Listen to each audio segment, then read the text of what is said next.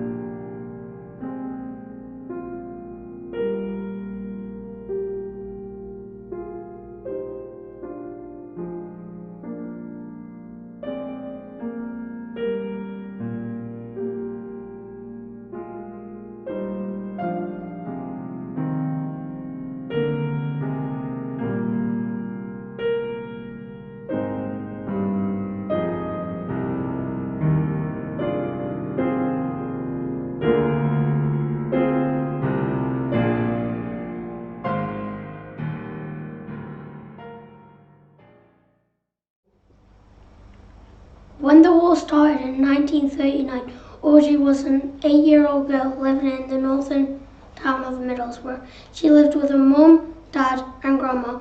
Her brother was evacuated to Scarborough because it was a quiet seaside town that was nearby. Interestingly, Middlesbrough was an industrial place well known for making steel used for planes and tanks. Sadly, the town was the first town in England to be heavily bombed on the 25th of May 1942. A lone bomber dropped 13 bombs. One bomb hit the local football ground, making a massive crater on the pitch. On the 4th of August 1942, Audrey remembers when German planes bombed the train station. She can remember the loud bounce from her house nearby. Luckily, no one was seriously hurt. However, the train was obliterated. Audrey can recall so many memories from the war. She remembers carrying a gas mask everywhere she went and wearing an identity bracelet. She also collects her Russian book. She was given a Russian book because there wasn't a lot of food available and you couldn't waste it. Surprisingly, Audrey remembers that you couldn't get food from other countries such as bananas. It is important to share Audrey's story because she was a young girl that lived in a town that was heavily bombed during the war. It makes us appreciate how lucky we are that we do not have to experience war ourselves.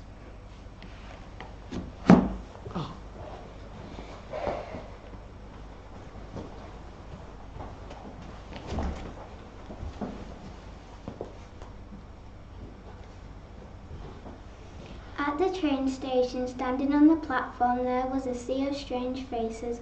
All of the different people were carrying loads of different suitcases, but one with badges caught my eye. I was getting closer to the train and my legs were shaking like jelly. With tears in my eyes, I stepped onto the train and cried goodbye to my mum. As the train got far, far away, the grown-ups were smaller and smaller. Looking out of the window, I could see a big black cloud from the fires over the city. As I left the city, I saw emeralds on the ground, and behind the hill I saw unusual buildings next to a giant tree. I saw the sun setting over my new village. Arriving in the country, I stepped off the train as quiet as a mouse. Suddenly I thought everyone was staring at me, but they were looking at my name tag. Then we walked like soldiers towards our new house, passing by beautiful yellow flowers. Finally I could see the house. Now I looked it and I nothing seen before.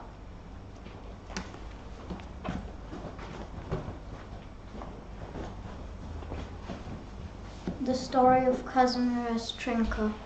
Kazimierz was born in Poland to his parents Leon and Gertrude Trinka.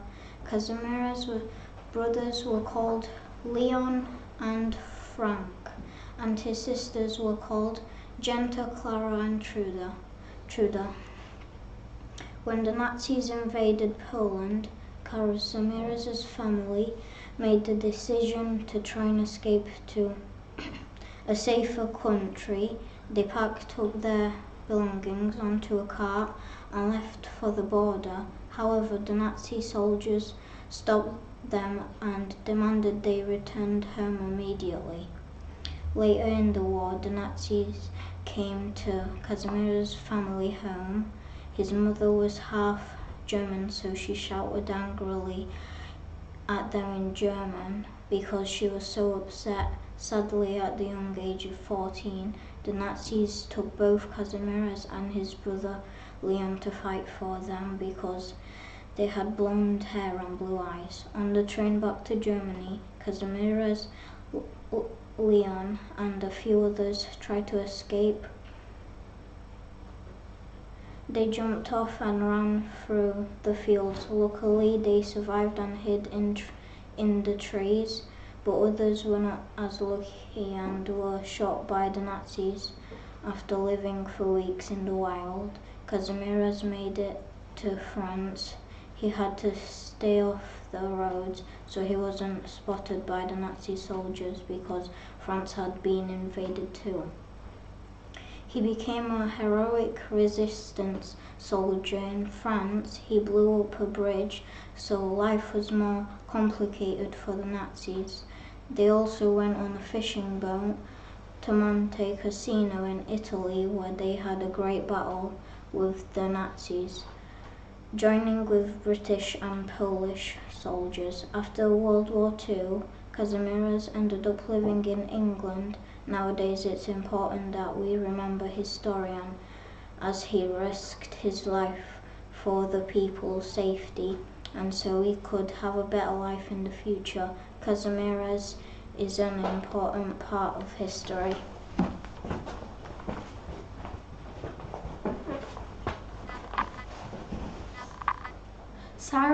howled like wolves in the forest. Planes hovered like edges in the night sky. Bombs rained down, flooding the streets of London. Eager, the course of main destruction. Worried people bolted to the shelters like lightning. Fear was darn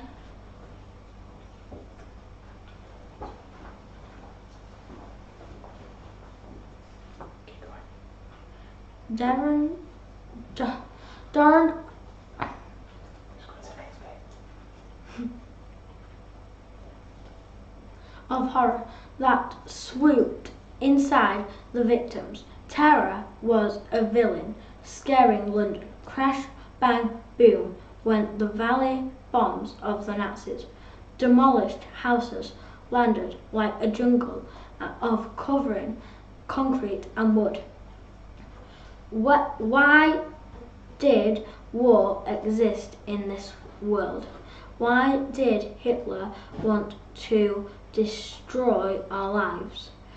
Why must he endure this terrible war? Then everything felt lifeless.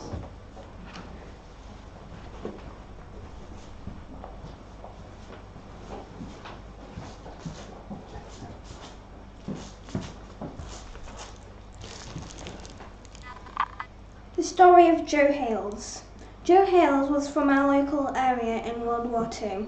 He was part of the parachute regiment in 1944. He fought at the Battle of Arnhem in the Netherlands. Joe remembered the battle in detail. The main events were as follows. 2 American battalions were given the task to secure the main canal in Arnhem, the river crossings between there and Eindhoven. Only one squadron was able to get to the bridge, but they were soon cut off. Shockingly, Joe Hales' regiment was under constant attack for 3 days and 4 nights. At the time of the mission, there weren't enough aircraft to fly over and complete their plan, which meant that only 3 divisions were sent to secure the bridge. They were in need of more divisions to carry out the plan. Altogether, there were 10,005 Allied troops involved in the battle. Unfortunately, only 3,000 survived and they returned home. Joe Hales was one of the survivors. Joe more than played his part in the fight to end World War II. After the war ended, he went on to live a happy life with his wife. He later had children and then grandchildren. Sadly, Joe has since passed away, but his stories will be shared and through them his stories will go on.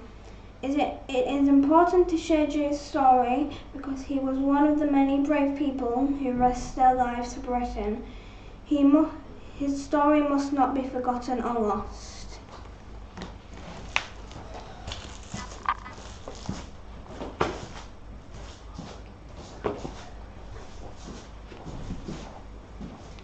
Evacuation. I arrived at a large busy city station with my hand clutching my case tightly. The platform was like a tsunami of mothers all waiting for the train to leave. I could hear other children crying that made me feel scared and worried to go. I'm scared, I told my mum, too heartbroken to leave. I could smell the burning hot grey coal and smoke coming out of the old-fashioned steam train. Suddenly I felt a wave of tears rolling down my face. I didn't want to leave her alone. I showed my ID to the volunteer and nervously stepped onto the crowded train. Finally, the train started to move. I saw a wall of mothers waving goodbye. I stuck my head out of the window and shouted, "I love you, Mum." My legs were trembling. I took a deep breath and then they stopped. I waved frantically and shouted until she was no longer in sight. When I saw the city all collapsed and smoky, I knew why we had to leave.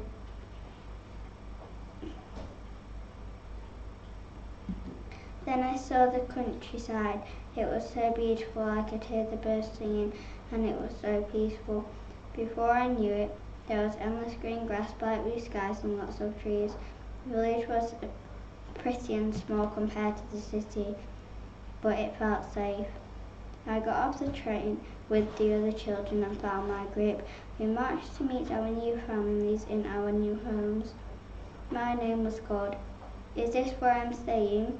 There was a lady with long blonde hair in a neat bun on the top of her head. It was a big, beautiful farmhouse. I looked up and saw a chandelier the size of a trampoline, sparkling in the evening sun. As I was taken into the kitchen, I saw on the table a warm, nice elf meal. They had welcomed me into their home. Can I see my new room? I'm tired now. I know I'll live a good life here.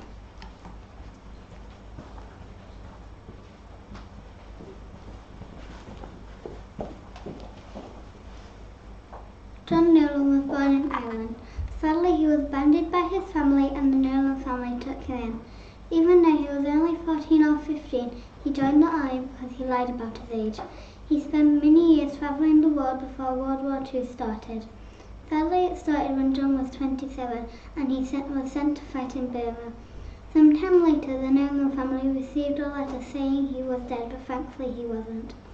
John had been captured by the enemy and was treated terrible. As a Japanese prisoner of war, they gave him no food or drinks. Eventually, he survived the war but was malnourished and blind. He was awarded 2 Burma stars for the time fighting. Finally, he went on to Clara, who he later married and had children with. It is important to remember John's story because we can learn about what he did in his life. He fought in World War II for his country to try and make the world a better place. All of his missions will be remembered today, remembered for the sacrifice he made so we can live a better life today.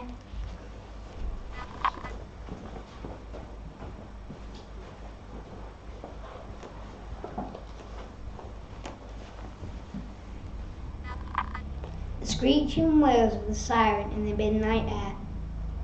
Planes soared through the air looking for revenge. Vast, menacing planes danced through the air, peering down at victims below. People numb, screaming, running as the Nazis are chuckling. Bombers knocking down houses like wicked wrecking balls. Everyone in despair, debris everywhere. Soldiers saving grief-stricken children. Hands frantically digging into the ground. Endless searching for lost friends. Eyes drowning with tears of hate. When will this endless bombing stop? Why has this horrid thing happened to us? Why do we deserve this treatment? Then everything was lifeless.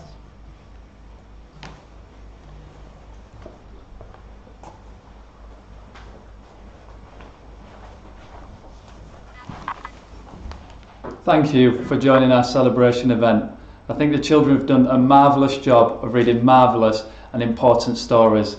Our book can be purchased for £5.95 or 2 for £10 by completing the Google form on our website.